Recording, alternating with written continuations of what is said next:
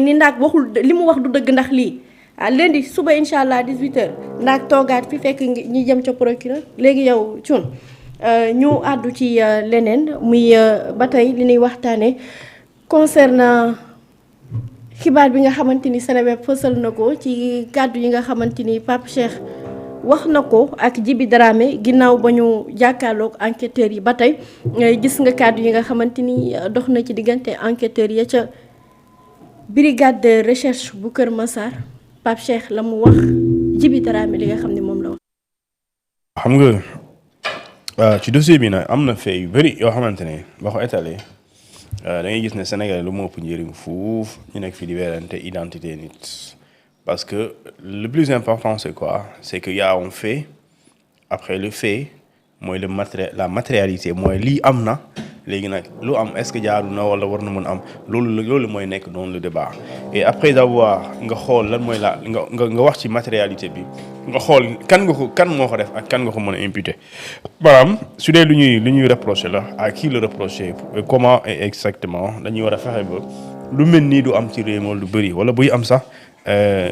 du day géej wala ñu koy def aussi dañuy laxatu boo xamante ni parce que il faut ñu xam mbirum homosexualité dara baaxul si ku koy jéem a daganal aussi yaa xam noo tudd daganul kooku et ça c'est le croyant qui parle c'est pas le chroniqueur ça c'est mon opinion ça c'est ma conviction religieuse man loolu lañ ma jàngal loolu laa xam te loolu laa gëm mooy mbir bu bon la bokk na jëf yi gën a bon ci àdduna donc nit ku koy def boo koy jéem utal lay sax damay jàpp na yow vraiment da nga amul culture sax si li yàlla wax si loolu.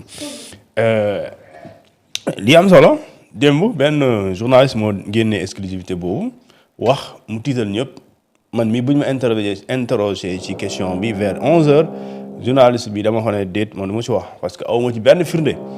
parce que yaa ngi koy soog a wax ni mënuma non c'est une information qui vient de tomber ma ne ko léegi laisse-moi le temps de vérifier parce que gëwuma ko woon c'est ça la vérité gëwuma ko woon parce que gëwuma ko xaaruma woon lu mel noonu vraiment ci Sénégal wala ci lu ci mel nii ñu koy tudd ci loolu bon en toute sincérité musuma xalaat loolu musuma xalaat parce que man damay jàpp ne nit moom voilà mooy loolu yenn mbir yi bon mënuma ko comprendre quoi. léegi lu am solo mooy brigade bu gendarmerie on est dans les faits moom moo réseau bi c'est un réseau de 12 personnes pour l'instant ñoo xamante ni dañoo jàpp ne dañoo nekk ci li ñu tuddee ay pratiques homosexuelles ay jëf yoo xamante ni diggante góor ak góor di sëyante seen biir et parmi les 12 yi nga xamante ni mooy les 12 personnes il y a au moins 8 personnes ñoo xamante ni ñoom ñooy dund ak jàngoro bii di VIH sida loolu résultat rapport médicaux yi ñoo ko daal di fësal et loolu démb bu ñu ko waxee effectivement déggoon nga une autre histoire d'un tubaab bi nga xamante ni mu ngi tudd Robert Pierre et Robert Pierre boobu noonu suba la lundi suba di nga ci dégg loo mosul dégg. suba la préciser ni. waaw deux dossiers yu bokkul la. yu bokkul la mais am nañu lien. te loolu suba di nga ko dégg suba la lundi di nga ko dégg parce que Robert Pierre boobu ñu ngi ko jàpp le 1er avril 2025 à Beauvais. yaa ngi dégg donc kooku bu ñu ko jàppee dañuy def lu ñu tuddee beneen ramification ici au Sénégal parce que jàpp nañ ne am na lien yu mu àndal fii nii ci réew mi. yaa ngi dégg donc le juge français a fait ce qu'on appelle une commission rogatoire pour que le juge sénégalais daal di xool mbir yooyu nu mu demee.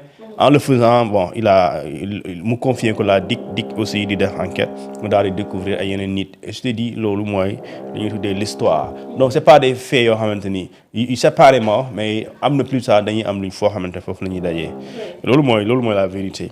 léegi nag li nga xamante ni moom mooy lu doy waar parce que tey quand on vous donne une liste de 12 personnes mais malheureusement la presse foofu nag la presse aussi elle essaie de y a du bruit là presse bi foofu moom aussi dafa choisir son angle de traitement parce que il y a 12 personnes 12 nga jël ñaari rek di bind si ñoom. mais xam nga nag information choisir nag. waaw léegi waaw maa ngi ñëw la presse a choisi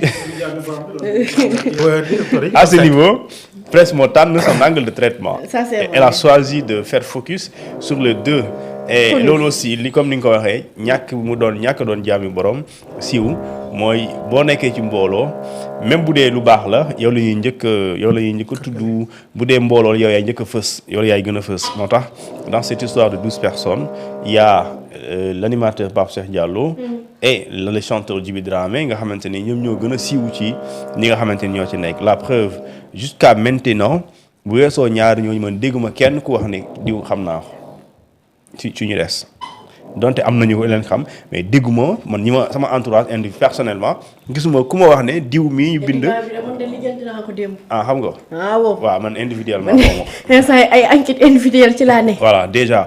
pour dire que siiw bi la li ñu tuddee siiw dafay des fois dafa am avantage comme am na ay inconvénients.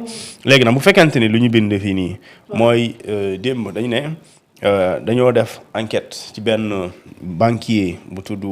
Mamadou Lamine su ma jumlee Mamadou Lamine moom bu ñu ko jàppee dañ ko interroger mu cité ay nit ñooñu mu cité ñooñu aussi ñu dem seeti leen bu ñu leen seetee ñu am aussi lu ñuy jot a révélation yooyu moo conduire à ce que ñu ngi jàpp mu mat une douzaine de personnes léegi chaque personne bu ñu jàpp dañ lay interroger individuellement laaj la yow kii lu mu la waxal wala yow lu ñu fekk ci yow wala yow ci lan ngay dox ci réseau bi maanaam lan yow la mooy sa yitte la mooy sa contribution la mooy sa responsabilité et cetera dans ce cas il y aura des gens qui vont choisir d'avouer d'autres aussi qui seront obligés de même boo avoué wul dañuy xam waaw parce que dafa am lu ñu tuddee ñu defal la ñu confrontation à des éléments par exemple man on peut nier tout de suite que duñu waxtaan par exemple su weesoo duñu wax bu weesoo émission xam lu mën nañ ko widdi mais su fekkente ne démb toute la journée wala toute la nuit on a parlé au moins 1h30 su la neexee nga ne fii su la neexee fii nga ne cuun du ma wax ak moom su ma ñibbee sama kër mais boo demee Sonatel bu ñu tegee loolu Sonatel ci table bi bu la ko joxee yow internet yi ngay jéem a lëre parce que ñoom xamuñu waaye yow bu ñu la tegee discussion bi di nga xam ne sëñ bi loo fay waxati parce que yow xam nga ko mais ton but c'était de leurrer les auditeurs les internautes parce que moom amuñu capacité vérifier loolu. téléphone alors dans ce cas précis mooy li fësal sax yu bëri ci biir enquête. léegi noonu loolu mooy tax buñ la ko tegee mënoo ko weddi et léegi nag loo mënul weddi jéem ko nangu moo ëpp solo léegi nag parce que nag il faut ñu xam aussi bu nekkuloon nag li nga xamante ni moom mooy virus bii ñuy wax ñoom ñu génn ci mën na nekk day gën a yomb. bu ñu tuddul woon transmission volontaire VIH bi. waaw génn ci day yomb ci ñoom. mooy acte contre nature bi tant que fekk ñu la nga. waaw parce que fekkoo leen ñu koy def.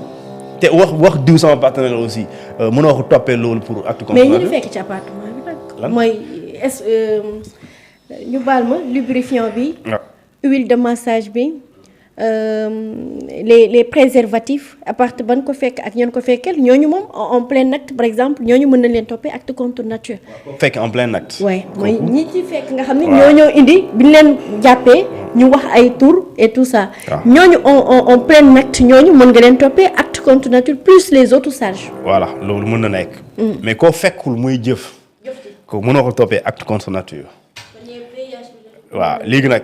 VIH mën na prouver que ne yow da ngay def acte contre nature léegi moo tax dans ce cas d'accord kii bi li prouver élément bi incontestable bi wane ne yow d'accord da ngay def acte contre nature mooy yow en le faisant am nga virus bi mais en le faisant tu transmets le virus à tes partenaires loolu mën na ko prouver mais tey su loolu su amul par exemple su dee loolu amuloon et loolu mënoo ko prouver lu dul da ngaa def lu ñu tuddee da ngaa def médecine. mais ñoom association de malfaiteurs. waaw loolu association bi yëpp association bi day ñëw lenn rek dama la ne.